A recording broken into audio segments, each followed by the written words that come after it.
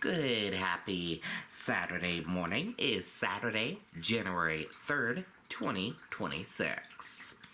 I'm Riley King, and welcome to this Saturday morning edition of WRMK News 12.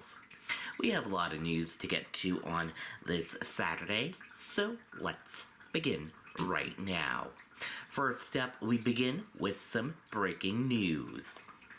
Trump claims Venezuela president detained after explosions.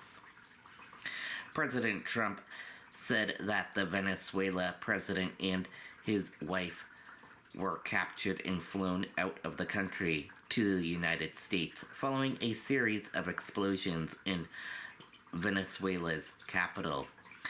He stated that the operation was carried out in coordination with U.S. law enforcement. Trump also announced that a news conference would be held at 11 a.m. today at Mar-a-Lago. And we will keep you updated as more information comes into the newsroom on this breaking news. Now, let's take a look at some weather this morning. It's a chilly one out there. Current weather right now is mostly cloudy and 14 degrees, but feels like 6 degrees out there. Very chilly out this morning. So if you go out, bundle up. Your weather for today, partly cloudy, high 28, winds west at 10 to 15 miles per hour. And tonight, cloudy skies with late night snow showers, low 14, winds light and variable. Chance of snow, 40%. And tomorrow, partly cloudy, high 27, winds northwest at 5 to 10 miles per hour. And that is a check of the weather for this morning and for today. Now let's get to some more news. Police investigate a mailbox explosion in Marlborough. No injuries reported. Marlborough police are investigating an explosion that occurred Friday afternoon, prompting road closures and raising concerns among nearby residents. Authorities say neighbors believed the blast may have been caused by fireworks placed inside a mailbox. According to the Marlborough Police Department, officers and firefighters were dispatched around 1:30 p.m. to the area of Marlborough Neck Road near Statter Circle after reports of an explosive device that detonated. The New Hampshire State Police Bomb Squad also responded to the scene, though officials said Marlborough police are leading the investigation. Marlborough Neck Road was closed for several hours between JoJo's Country Store and Far Echo Road, according to police updates posted on Facebook. The roadway reopened at approximately 3:30 p.m. Neighbors reported that the explosion occurred at a cluster of mailboxes at the intersection. One plastic mailbox was visibly damaged, showing burn marks inside with pieces scattered on the ground. Mailbox owner told WRMK News 12 that police believe fireworks were placed inside the mailbox, though they said they do not know who may be responsible or the motive. Police have not officially confirmed the exact location or cause of the explosion. Karen Ash, who lives at the corner where the incident occurred, said she first became aware of the situation when she noticed police lights outside her window as she was preparing to leave her home. I saw some people walking over to the mailboxes, and my thought was, oh, don't tell me somebody hit a mailbox again, she said. Another resident, Pesty, said she encountered the scene while stepping outside to collect her mail and newspaper. There were numerous police cars and lots of blue lights, plus yellow tape going across the road, she said. Pesty said officers quickly instructed her to return home without explaining why. I asked if somebody had a gun, she said. Then people were texting me asking what was going on, and I didn't know. Ash said she did not receive direct communication from responding officers and instead learned details through media reports and the police department's social media posts. There were so many policemen out there that I think it would have been good of somebody to come, she said. Although no injuries were reported, Ash said the incident left her unsettled after living in the neighborhood for 25 years. She said the explosion changed her sense of security. Tonight I'm locking all doors because it just feels very uncomfortable, she said. Police said more information is expected to be released as the investigation continues. Bystanders rescue children during New Year's Day fire in Manchester. Aimed the chaos of New Year's Day fire that tore through a Union Street building in Manchester early Thursday morning, two men who had just left a nearby church service rushed toward the flames to help save children trapped inside. Dmitry and his uncle had attended a midnight New Year's Eve mass at a Ukrainian church down the street when they heard screams coming from the burning building. Seeing flames erupting from the structure, the two men ran toward the scene to assist. God put people in the right place at the right time, Dmitry told WRMK News 12 in an exclusive interview. As smoke filled the air and visibility dropped, bystanders gathered below a balcony where a young pregnant mother stood with her children. Dmitry said the group positioned themselves beneath the balcony, arms outstretched, struggling to see through the smoke and darkness. It's hard to see. It's smoke. It's dark, he said. We were just standing close and holding our hands out. According to Dmitry's uncle, the mother made the desperate decision to throw her toddler from the balcony.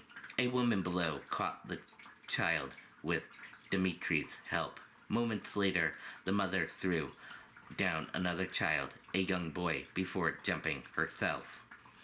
We stood. We said, hey, just toss. We have no choice. We have to catch, Dmitry said. The uncle and nephew said the mother was screaming in panic because she was forced to leave another child behind in a bedroom. Dmitry recalled watching her fall and strike her pregnant belly before landing hard on the concrete below. In the aftermath, the uncle and nephew used their own jackets to help keep displaced residents warm, guiding families who had lost everything away from the cold and toward safety. The uncle and nephew family immigrated from Ukraine. They both have lived in the United States for more than 3 decades. He said helping those caught in the fire was deeply meaningful to him, especially in light of support the U.S. has provided to Ukraine during its war with Russia. It was an honor, he said, to help save Americans. Dozens displaced after New Year's Day apartment fire in Manchester. Dozens of residents were forced from their homes after a fire swept through a Manchester apartment building on New Year's Day, prompting an emergency response from city officials, first responders, and aid organizations. Fire officials said Friday that the cause of the blaze remains under investigation. Manchester Mayor Jay Ross described the fire as a tragic way to begin the new year, while praising the swift response from emergency crews and the support shown by the community. This is a tragic event that occurred on New Year's Day when everybody should have been celebrating, Ross said. But I'm really glad that the city has stepped up both on our department side and the entire community. Ross credited firefighters and police officers with acting quickly to evacuate residents and prevent further injuries. Our department has always acted heroically, he said. It was a real treatment to the first responders here in the city of Manchester in the work that they did to get people out as quickly as possible. The American Red Cross responded to the scene to provide emergency assistance, including temporary housing, financial support, and access to local resources. Volunteers traveled from across New England to help displaced families. We have volunteers from Maine, New Hampshire, and Vermont here from as far away as 2 hours, said Irvine of the Red Cross. We're offering financial assistance depending on the size of the family and resources for the Manchester area. Irvine said the timing of the fire on a major holiday added the challenges faced by residents and relief workers. In addition to organized aid efforts, community members donated gift cards, clothing, and other essential items to help families beginning to rebuild their lives. City leaders said assistance efforts are ongoing and that officials are working to ensure all displaced residents receive the support they need, while longer-term housing solutions are arranged. Man sentenced in Portsmouth garage parking death. A Rockingham County judge has sentenced Vinzo Pentita to 3.5 to 7 years in state prison for his role in the 2023 death of Zachary Colborough, who fell from a Portsmouth parking garage. Patia was convicted as an accomplice to negligent homicide and also found guilty of attempted simple assault, though that 12-month sentence was suspended. He was ordered to pay $15,000 in restitution to Colbrough's family. Prosecutors said the case stemmed from a confrontation outside the Portsmouth Gas Light Company that continued to a nearby Hanover parking garage, where Colbrough fell and later died from his injuries. Colbrough was 28. During sentencing, family members described the lasting impact of his death.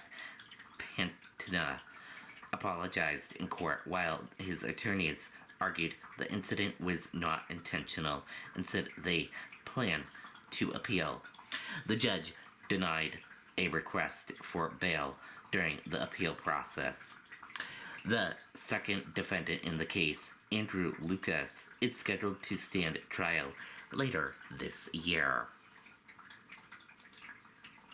Brown University shooting fuels debate over campus carry bill in New Hampshire. A recent mass shooting on the campus of Brown University intensifying debate at New Hampshire State House over a proposal that would limit colleges' ability to restrict firearms on campus. House Bill 1793 would prohibit public colleges and universities from regulating the possession or carrying of firearms and non-lethal weapons. Supporters argued that the current campus policies leave students vulnerable during violent incidents. Brown had a school policy that disarmed their students, and that policy can be blamed for leaving those kids as defenseless victims, said Rep. Sam Farrington, a Republican from Rochester, a University, New Hampshire senior.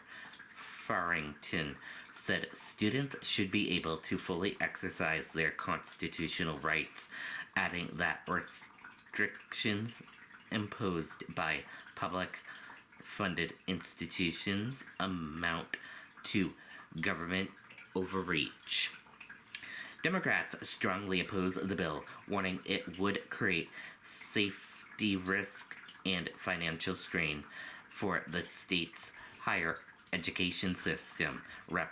Wayne Burton, a Democrat from Durham, a retired college administrator and veteran war veteran, said allowing more guns on campus would make universities less safe.